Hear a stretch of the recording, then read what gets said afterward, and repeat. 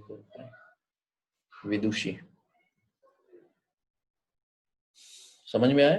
देखिए एक क्यूब है एल्युमिनियम का, जैसे वर्टिकल बॉल में हम लोग लगाते हैं, कुछ इस टाइप से लगा हुआ है, ठीक है, वर्टिकल बॉल में ऐसा। और इसका जो लेंथ दिया गया है ये 10 सेंटीमीटर है, ठीक। और इस फेस पे एक मास रखा गया है m, जो कि 100 kg का है ना। अगर 100 kg का है तो ये कुछ डाउनवर्ड डायरेक्शन में मूव करेगा, डिफ्लेक्ट करेगा, that means it move in downward direction. सो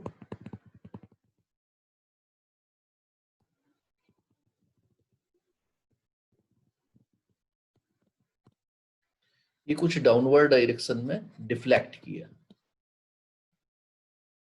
तो वो डिफ्लेक्शन हमको फाइंड आउट करना है कि what is the vertical deflection.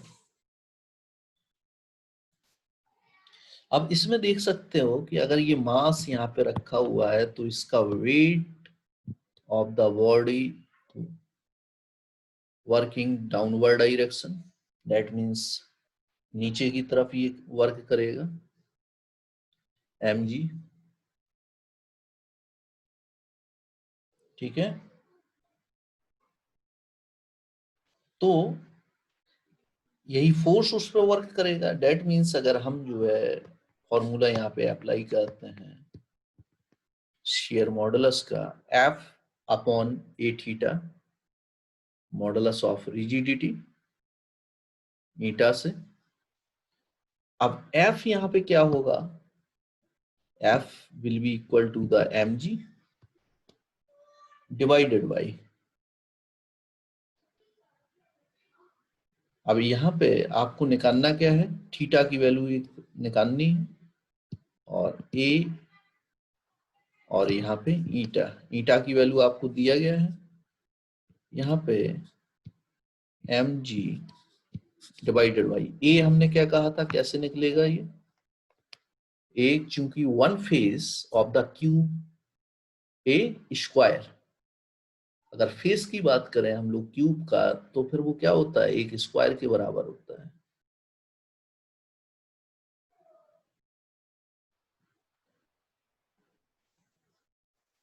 तो यहाँ पे एरिया क्या हो जाएगा, एल स्क्वायर यानी कि 100 इंटू सेंटीमीटर में दिया गया, मीटर में चेंज करोगे -4 इंटू, काजल डिस्कनेक्ट हो गई है,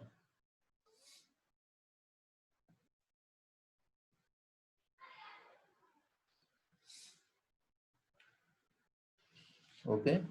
एंड ईटा की वैल्यू आपकी दी गई है यहाँ पे 25 गीगा यानी कि 10⁹ पास्कल।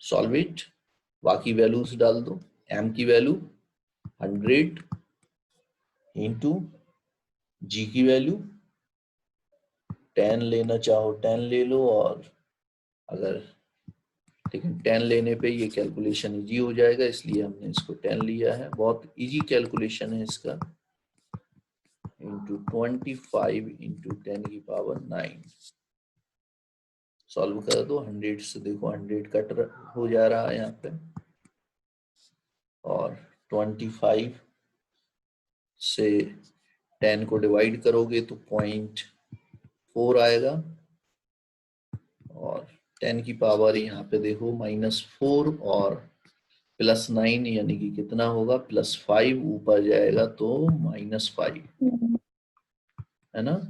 डेट मीन्स हम लोग इसको लिख सकते हैं 4 इंटू 10⁻⁻6, है ना। और स्ट्रेन की कोई यूनिट नहीं होती है,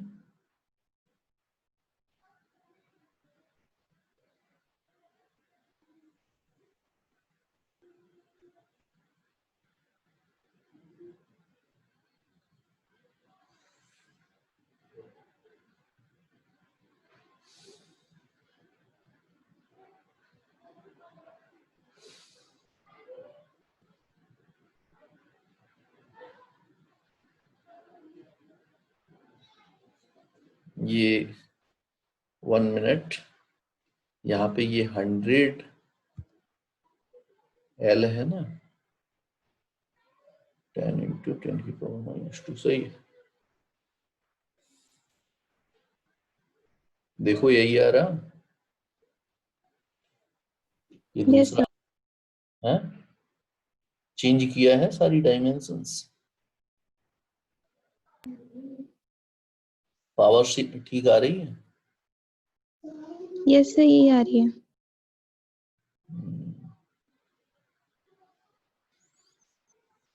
और सभी का आया।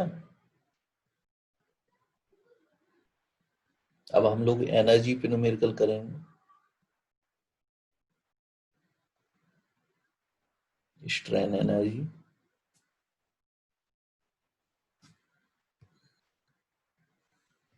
ठीक है, next numerical based on strain energy.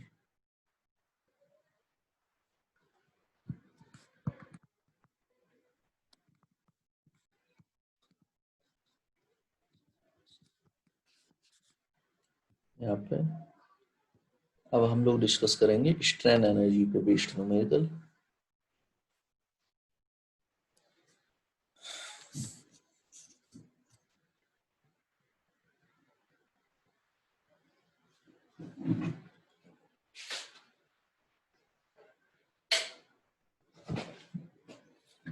एक बहुत ही सिंपल न्यूमेरिकल है, सबसे पहले सिंपल, फिर उसके बाद में थोड़ा सा difficult. The cross section area of the wire, wire का क्रॉस सेक्शन एरिया दिया गया है आपका, the cross area of the wire 1 mm square, 1 mm square आपका दिया गया है, और लेंथ L आपका दिया गया है, लेंथ का वैल्यू 2 मीटर। ठीक है, L का value 2 metre. How much work will be done to increase its length by 0.1 mm, कितना वर्क डन होगा लेंथ को इंक्रीज करने में, कितना इंक्रीज कर रहा, 0.1 mm। ठीक है, यानी कि वर्क डन आपको फाइंड आउट करना है, वर्क डन एनर्जी के बराबर ही होता है, हमेशा याद रखिए। और इंक्रीज लेंथ यानी कि डेल्टा एल कितना दिया गया है, या स्मॉल एल, डेल्टा एल लिखो या स्मॉल एल से लिखिए उसको, कितना 0.1 mm में दिया गया है, तो 0.1 into 10⁻³ metre. Young's modulus of elasticity for the material of the wire आपका दिया गया y इक्वल टू यहाँ पे 2 into 10⁻11 newton per metre square.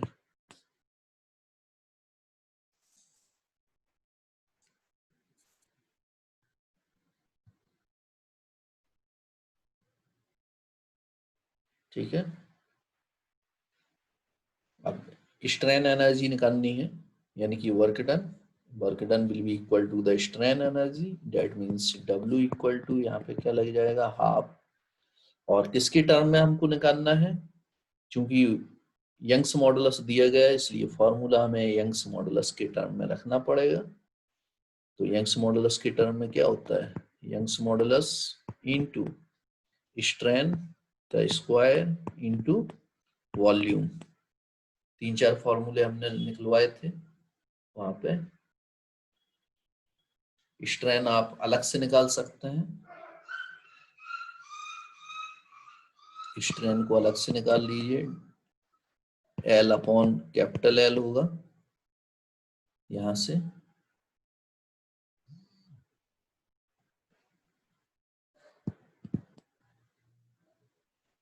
That means L कितना है 0.1 into 10⁻³ divided by L2 equal to